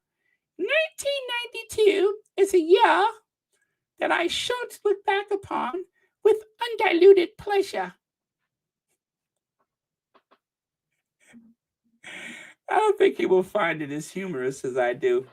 Okay, you guys, have a good night. Sorry to keep you up so late, but thank you so much. I need to return that phone call I got earlier. And thank you all for your generous contributions to Royal Sussex. Greatly appreciated. Also, thank you for the comments.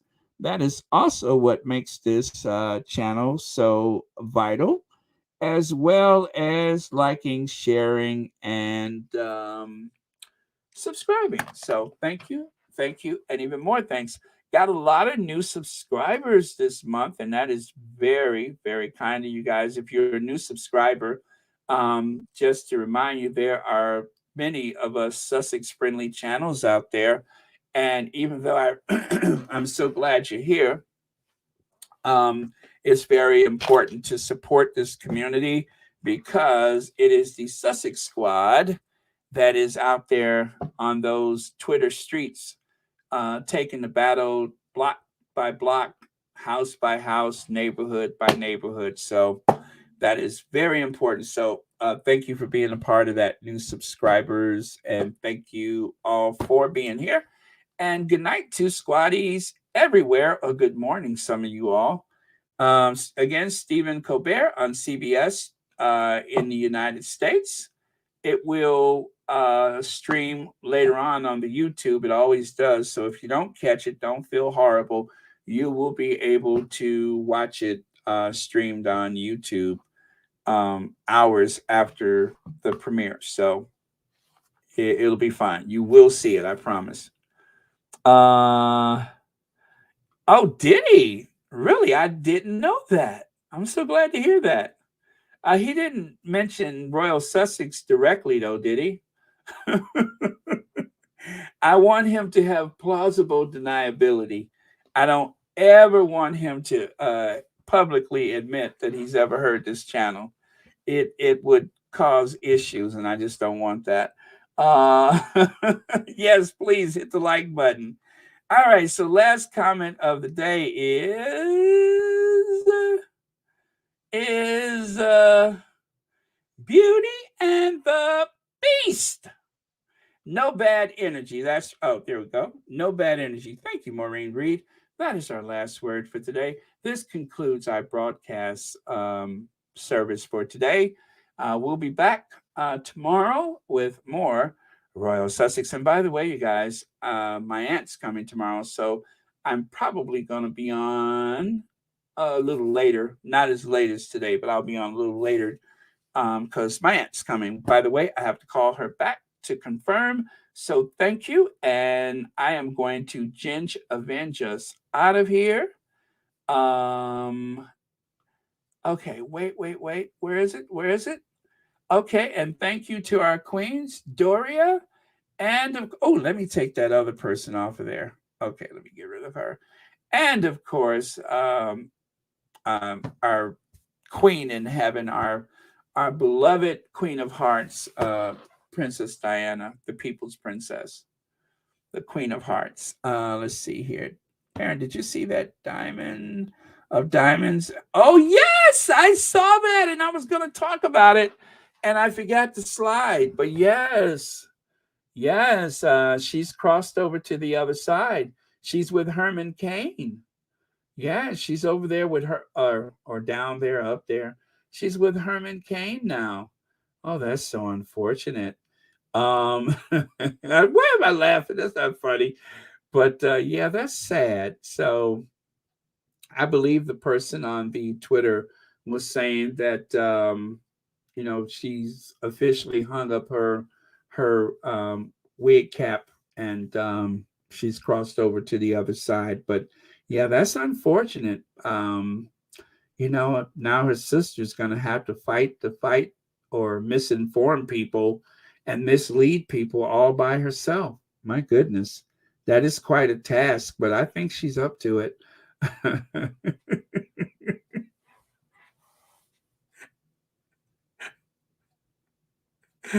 When I saw that, I was like, no, in that high pitched condescending tone. No.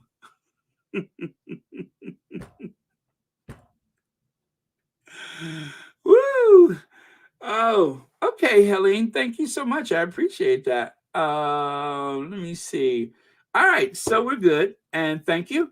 Now, I got a couple of items from the Royal Sussex wish list that I'm going to check out. I literally ran in the door and started prepping for tonight. And so I'm going to go and take a look at that stuff. I think I know at least what one of those are. But anyway, thank you, everybody, and love you guys. And I'm going to ginger binge. I'm not going to come back. Oh, and by the way, Black Queen, thank you so much for the super chat. No, really? What? Maybe it was the medication.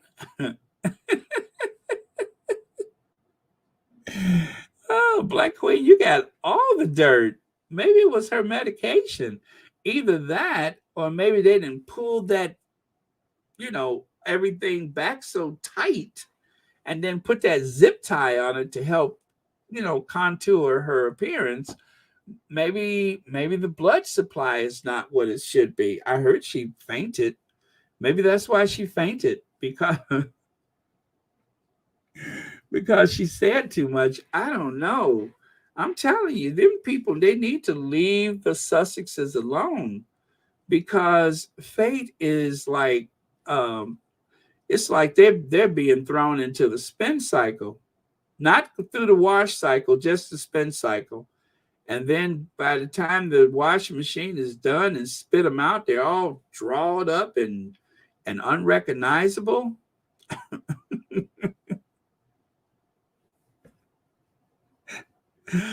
Woo.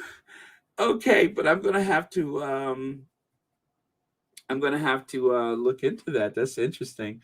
Okay, you guys, I can see y'all ain't ready to go, but I gotta call my auntie back.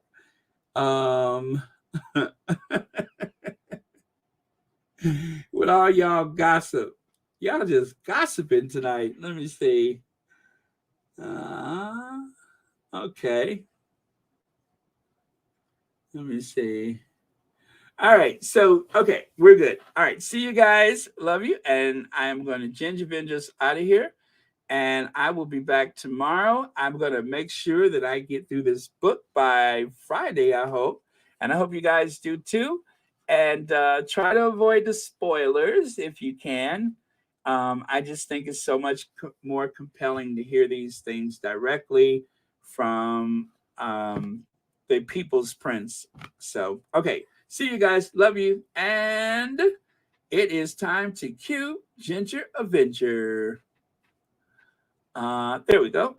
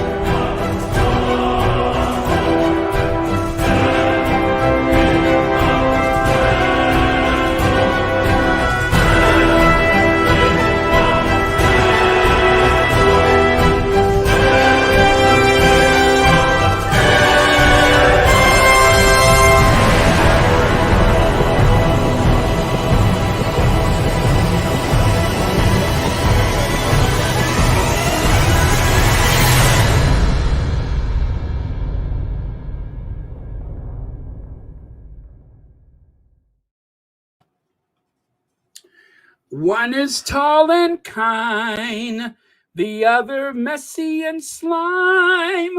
One is super sweet, the other is a cheat, Beauty and the Beast. The one on the left really cares. The one on the right has too much hair. One looks great in her dress, the other is a mess, Beauty and the Beast.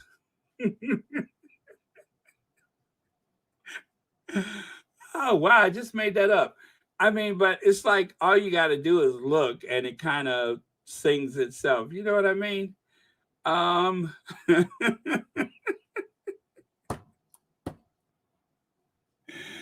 oh man, you know when the Archbishop was doing the wedding ceremony for for you know Lady Diana Spencer and that jerk, you know, he said that this is the stuff of fairy tales, but they had to dub that in because if you listen closely, he was actually looking down the aisle and he locked eyes with someone in the crowd and he said, "This is the stuff of nightmares." But they had to dub in fairy tale. I'm just saying, I I have it on good authority that he slipped and said, and this is the stuff of nightmares instead of the stuff of fairy tales. So if you look at the video again of Princess Diana's wedding day, you will notice that it's like one of those old kung fu movies where the lips and the words don't line up because they dub it. Well, same thing. The stuff of nightmares was replaced with the stuff of fairy tales. So I'm just saying. I'm just saying. Okay, you guys, I'm gone for real this time. What a sinister laugh, huh?